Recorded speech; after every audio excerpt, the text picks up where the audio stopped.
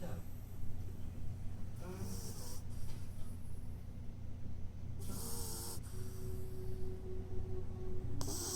81 believe that there was a plot to steal the crown jewels. Now, they've recently been to a multi-million-pound restoration, largely paid for by a corporate sponsor, of course, and they're due to be unveiled tonight at the Tower of London.